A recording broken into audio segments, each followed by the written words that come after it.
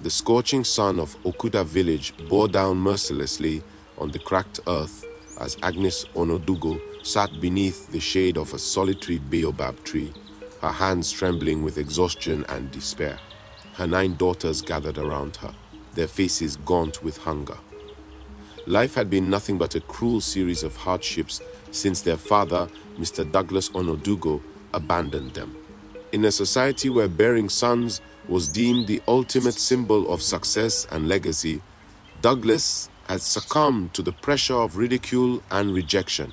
He left his 9 daughters and their mother to fend for themselves and married another woman in a distant village, hoping she would give him the male heir he so desperately craved. Years passed, but no son came, and Douglas lived in regretful silence. Meanwhile, Agnes and her daughters struggled to survive in a world that showed them no mercy. Among the daughters was Purity, the sixth-born, a fierce and fearless young woman who refused to let her father's betrayal define their fate. At the age of 20, Purity was unlike any other woman in the village. With striking beauty and a commanding presence, she exuded a strength that went beyond physical appearance. Her deep-set eyes were windows to a soul that burned with determination, and her tall, muscular frame moved with the grace of a predator. She hunted in the dangerous forests that others dared not enter, wielding her spear and machete with the precision of a seasoned warrior. One sweltering afternoon, Purity ventured deep into the Okuta forest, a place shrouded in legends of ferocious beasts and vengeful spirits. Armed with a spear and an unyielding resolve, she sought game to feed her family. As she navigated through the dense foliage, she heard the clash of swords and the anguished cries of men. Curious and cautious, she crept toward the source of the commotion. What she saw left her breathless. A siege was unfolding in a clearing. Warriors from the neighboring kingdom of Ubara, Okuta's sworn enemies, had ambushed a royal convoy. At the center of the chaos stood King Eze of Okuta, his ornate robes stained with blood as he fought valiantly against the assailants. Despite his courage, it was clear he was outnumbered, and his guards were falling one by one. Purity felt a surge of adrenaline course through her veins. She knew this was not her fight, but something within her refused to turn away. The thought of her village losing its king, of her mother and sisters enduring even more suffering, ignited a fire within her. Without hesitation, she leaped into the fray. Purity moved like a shadow, her spear slicing through the air with deadly accuracy. The Ubara warriors were caught off guard by the ferocity of her attack. One by one, they fell to her blade, their cries echoing through the forest. The king, initially stunned by her arrival, quickly rallied his remaining guards to fight alongside her. The battle was brutal and unrelenting. Purity's body was a whirlwind of motion, her strikes precise and unyielding. Blood splattered her face and arms, but she fought on, her mind focused solely on survival. When the last of the Ubara warriors lay defeated, a heavy silence settled over the clearing. King Eze approached her, his face etched with a mixture of gratitude and awe. "You have saved my life," he said, his voice trembling. "Who are you?" Purity wiped the blood from her face and stood tall. "I am Purity Onodugo," she replied, her voice steady. "A daughter of Okuta." The king's eyes widened. "Onodugo, I know your family. Your father was once a respected man in this village. You have brought honor to your name." Word of Purity's bravery spread like wildfire through the village. When King Eze returned to Okuta, he summoned her to the palace and appointed her as his chief of staff, a position traditionally reserved for men. The decision was met with mixed reactions. While some hailed her as a hero, others whispered about the impropriety of a woman holding such power. Purity, however, paid no mind to the gossip. She was determined to use her position to improve the lives of her family and her village. Under her leadership, Okuta's defenses were strengthened, and its warriors were trained to be more disciplined and strategic. Purity's innovative tactics and fearless spirit earned her the respect of even the most skeptical elders. For the first time in years, Agnes and her daughters began to experience a semblance of stability. But fate had more in store for Purity. Years later, a familiar figure appeared at the gates of Okuta.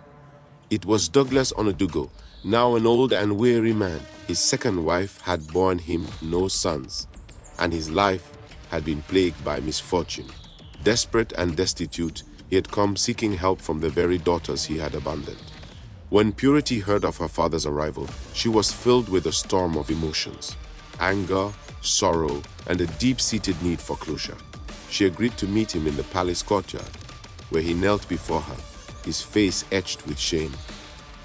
"My daughter," he began, his voice quivering, "I have wronged you and your sisters in ways I can never undo. I come to you now, not as a father, but as a broken man in need of your mercy."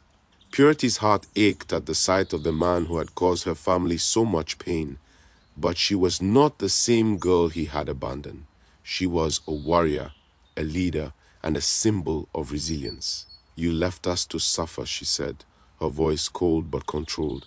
"You abandoned your responsibilities as a father and a husband, and yet, despite your betrayal, we survived. We thrived." Douglas lowered his head, tears streaming down his face.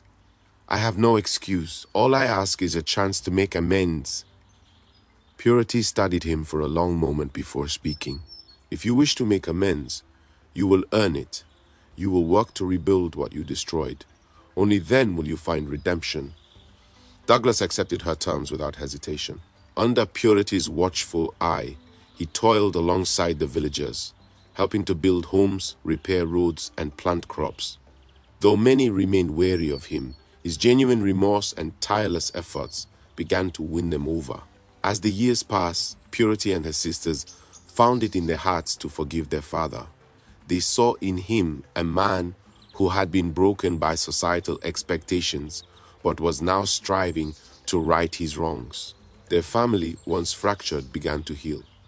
Purity's legacy, however, extended far beyond her family. She became a symbol of hope and strength for all of Okuta, proving that resilience and determination could overcome even the greatest of adversities. In the twilight of her life, Purity stood on the palace balcony, watching the sun set over the village she had fought so hard to protect. Beside her stood Agnes, now an elder respected by all, and Douglas, whose weathered face bore the peace of a man who had found redemption.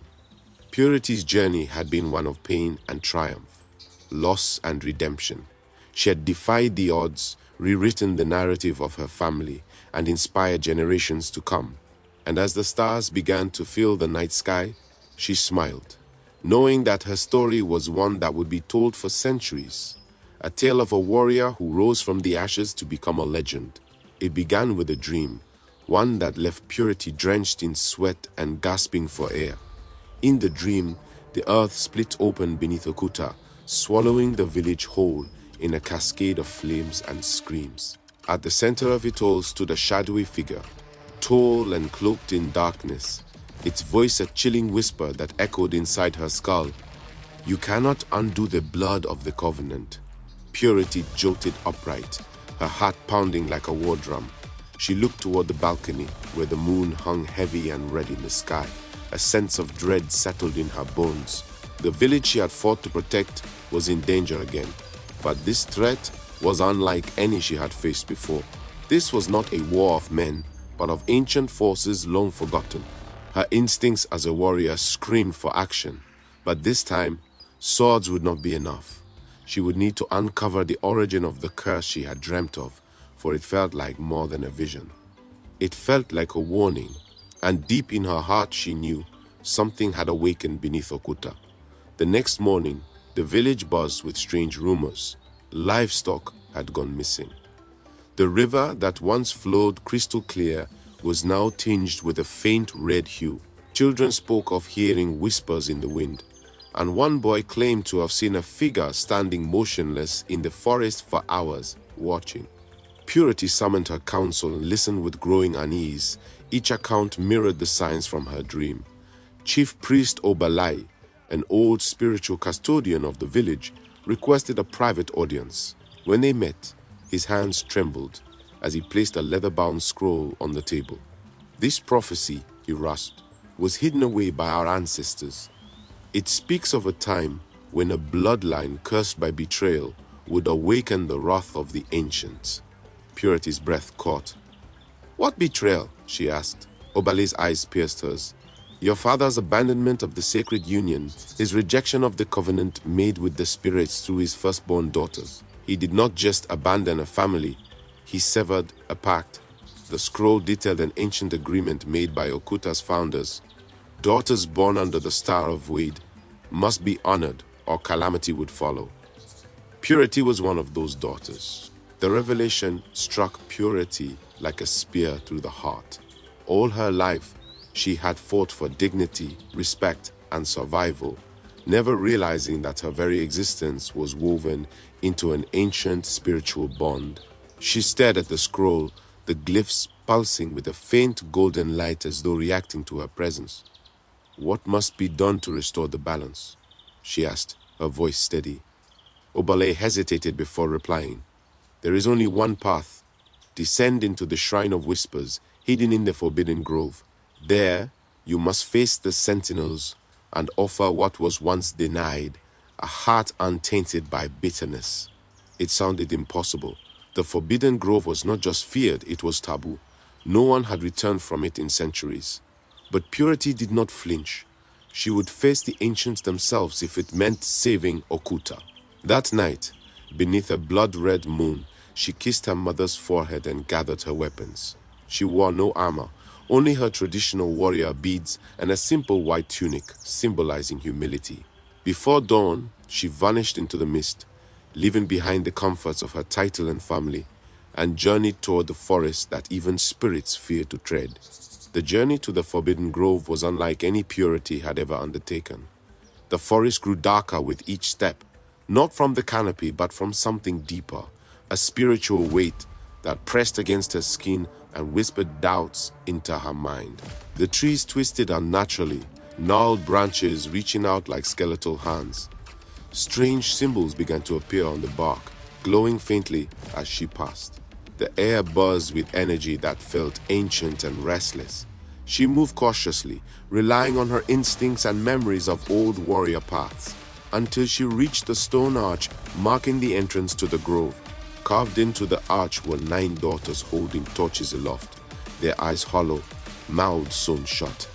At the base, a warning: enter with a pure heart or leave as ash. With a deep breath, Purity stepped through. Immediately, the world changed. Time slowed and sound became muffled. Shadows shifted even without light, and a feeling of being watched intensified. Then from the ground rose 3 figures, massive faceless sentinels formed of stone and fire. Their voices boomed in unison. "You who carry the wound of abandonment, have you come to barter or to battle?" Purity stood firm, her spear held downward in a gesture of peace. Her voice echoed in the grove, steady as iron. "I come to restore what was broken, not with blood but with truth." The sentinels remained silent for a moment, as though weighing her spirit. Then one stepped forward, its molten chest pulsing with light. "Then you must walk the 9 trials, each shaped by a sister's sorrow. Only when you have tasted each wound and borne it as your own shall the bond be mended." The ground split into 9 narrow paths, each marked by a flickering flame. Purity's heart thudded. Each path would reveal a reflection of her sister's pain, memories long buried and wounds still bleeding. She touched the first flame, the world spun, and suddenly she was no longer in the grove. She stood in a small hut, watching her eldest sister Chika sell her last bowl of millet to buy medicine for their mother.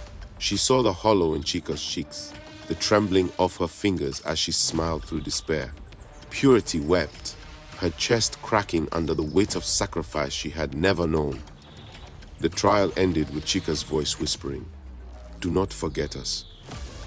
The second flame took her to a darker place, an alley behind the village square. There, her sister Amaka knelt, sobbing silently as a merchant threatened her with shame for refusing his advances. He had promised her rice for the family, but only if she earned it. Amaka had fought back, clawing his face, and was later branded a disgraced woman. Purity saw her sister's humiliation, the way she hid her bruises and lied to their mother about the source of their next meal. Rage seared through Purity, but she held it in. This was not her battle to fight with fists. This was a truth to embrace. Amaka appeared before her, her ghostly form lifting Purity's chin. Our silence was our shield. But your voice, your fire is our vengeance. The flame dimmed, and Purity's soul burned heavier. The third trial showed Nkem, the third born, and her hunger for knowledge. Nkem, who had once crafted books from banana leaves and ink from charcoal, teaching the younger sisters how to read. She had dreamed of becoming a scholar, but when she asked the elders for permission to study with the boys, she was laughed out of the council hall. Purity watched as Nkem tore up her pages in tears and buried her dreams beside the roots of the baobab tree. To be brilliant, yet silenced, is a deeper death than any spear, her sister said as the vision faded. Purity felt a flame ignite in her chest, not of rage but resolve. She would speak her sister's truth into the halls of power. By the fifth trial, Purity's strength began to falter. Each vision peeled her open, revealing guilt she never knew she carried. The fourth sister, Adeze, had once been courted by a nobleman from a nearby clan. He had promised marriage, but when he learned of her father's disgrace, he vanished, leaving her shamed and abandoned. She withdrew from the world, her heart barricaded behind silence. In the trial, Purity saw Adese's wedding beads shattered on the floor, her tears falling like prayers unanswered. We bore his shame like chains, Adese whispered, but it was never ours to carry. Purity clenched her fists. Their father's betrayal had echoes far greater than she'd ever understood.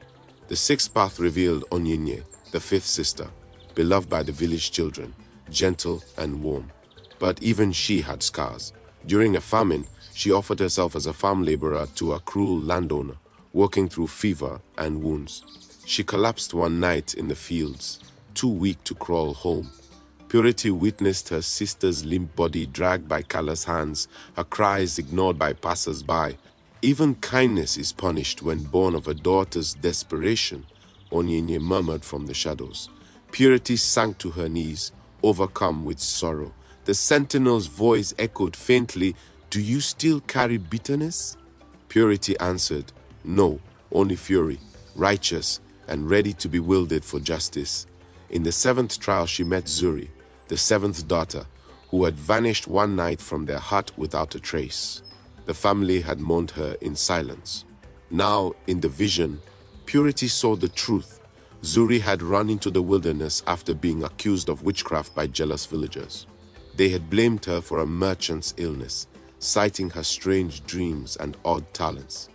Zuri had fled to save her sisters from further shame. Her spirit stood cloaked in wind and leaves, eyes glowing. "I never died. I became one with the forest. You walk paths I once walked." Purity reached out and for a brief second felt her sister's hand. "A gift, a connection. Finish the trials," Zuri whispered. "Reclaim our name." The eighth vision tore Purity in half. Her eighth sister, Ifeoma, had always been sickly and quiet. The burden of their suffering had hollowed her from the inside. In the trial, Purity saw Ifeoma in the rain, coughing blood beside the shrine, begging the spirits to take her pain in exchange for strength for her sisters. She died alone, her body found days later by a hunter. No one had known the sacrifice she made. "I chose to fade," Ifeoma's voice said, "so you could shine." Purity screamed into the vision, reaching for her sister, sobbing apologies. "I never knew! I never knew!" The grove answered with silence. The trial was done. At last came the ninth flame, the most painful of all. Purity faced herself. A mirror of her soul stood before her, cloaked in blood, glory, and pride. But this version of her snarled with fury, blaming others, wielding rage like a blade. "You rose by forgetting," as it hissed, "by burying the pain beneath victories. Have you truly fought for justice or for vengeance?" Purity trembled. She saw now the truth. Her greatness had come at the cost of confronting the deeper wounds. She dropped her spear, fell to her knees, and whispered, "Forgive me." The shadow form stepped forward and merged into her. Light exploded through the grove, and the sentinels knelt in reverence. You have passed the trials. You have honored the nine. The ground shook. A hidden altar rose from the earth, etched with names and ancient runes. Purity placed her blood-stained hands upon it. A surge of power coursed through her veins, not violent but ancestral. The forest itself seemed to exhale. The red hue vanished from the rivers, and far away the skies over Okuto began to clear. Balance had been restored. As she exited the grove, she found Zuri waiting by the archway, no longer a ghost but fully real. Her hair was crowned with silver roots, her eyes glowing with wisdom. "I am the guardian now," she said. "You carry the bond forward, but I hold its memory." The sisters embraced, and a chorus of spirits watched from between the trees, silent witnesses to the healing of a bloodline. When Purity returned to Okuta, the people fell silent at her arrival. The red in the river was gone, the livestock had returned, and the children laughed without fear. She stood before the elders and told them of the covenant. Her daughters were not curses, but keepers of power. Even the skeptical ones could no longer deny her truth. She passed a new law. Every daughter born in Okuta would be honored with a naming festival and recorded in the Book of Flame, a sacred ledger built by her sister Nenkem's writings. Douglas, now frail and nearing the end of his days, came to her one night beneath the baobab tree. He wept openly as he listened to what his actions had nearly destroyed. "I see now that my shame was never your burden," he said. "I have lived in fear of judgment, but you've shown me that redemption lies in facing the truth." Purity nodded, and for the first time, they spoke not as father and daughter, but as two broken hearts that had chosen healing over pride. Purity never sought glory again. She stepped down as chief of staff and became Okuta's first matron of wisdom, a role dedicated to guiding future generations, both male and female, in the ways of justice, courage, and legacy. The village changed under her light. Boys were taught to respect the power of women, and girls were taught to wield their power with grace and purpose. Years later, when she passed into the realm of the ancestors, Okuta mourned not a warrior, but a mother of their rebirth. Her story was carved into stone, sung in fire festivals, and passed from lips of grandmothers to eager children who would grow into defenders of the sacred covenant. And every full moon, the 9 flames in the forbidden grove flickered anew, whispering her name to the wind. Purity. The nameless flame rose with the dawn, cloaked in silence, eyes set on the northern horizon where Atuanya's peaks tore the sky like broken teeth. Each step she took toward that cursed mountain, the earth trembled as if in warning, but she was beyond fear now. Her journey had carved her into something more than mortal. Each trial had stripped away doubt, leaving behind a will as unbreakable as the covenant blade she now carried. In her wake, people whispered her name, like a prayer they weren't sure they were allowed to say. Though she had given it up, it clung to their lips, setting fires of hope in hearts long doused in ash. Meanwhile, in the heart of Atuanya, Esiba's rituals reached their climax. The sky turned an unnatural hue, purple bleeding into crimson. Thunder boomed without clouds. The Book of Reversal hovered above her outstretched palms, its pages spinning wildly, each one bearing a different symbol of ancestral oaths undone. She had pierced the veil between worlds, drawing from the well of lamentation a place even the sentinels feared. With each incantation, her body cracked like old stone, ancient power pouring into her form. "Let history forget her," Isiba chanted. "Let the world forget Purity, and in her place, let my flame rise." When the nameless flame reached the border of Atuanya, she was met not with guards or warriors, but illusions. Fields bloomed with flowers that whispered her mother's lullabies. Voices called to her from within the trees, voices of lost friends, even her younger self. "Stay," the wind pleaded. "Lay down your weapon. Rest." The blade of the covenant began to tremble. It craved truth, and illusions were poison. She closed her eyes and drove the blade into the earth. Instantly, the mirage shattered. The land screamed in protest, and standing amid the smoke was a sentinel of shadow, Isiba's first creation, a creature shaped in the image of purity, but twisted, broken, smiling with a mouthful of sorrow. She abandoned me, it hissed. She chose the living and forgot the unborn. The nameless flame did not speak. She simply raised the blade and charged. The battle was not of flesh alone. Each strike released visions, purity's final breath, Isiba's first cry, the binding of the covenant, the weeping of the land. The shadow creature matched her every move, fueled by bitterness, but the nameless flame fought with the power of healing. She did not seek to destroy, she sought to restore. With a final cry, she plunged the blade into the creature's chest and whispered, "You are remembered." The shadow gasped, its form unraveling into starlight. As it vanished, the path to the citadel opened. Inside the black stone throne room, Isiba stood waiting. Her eyes were no longer hers. They glowed with the fractured light of every soul she had stolen. "You carry her blade," she said, "but not her rage. You are weaker than she was." The nameless flame stepped forward, voice calm as a storm before the rain. "I carry what she could not.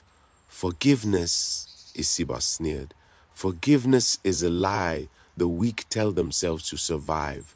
"No," the nameless flame said. "It is the truth that the strong endure to heal." Their clash shattered the walls of the citadel. Blades clanged like thunder.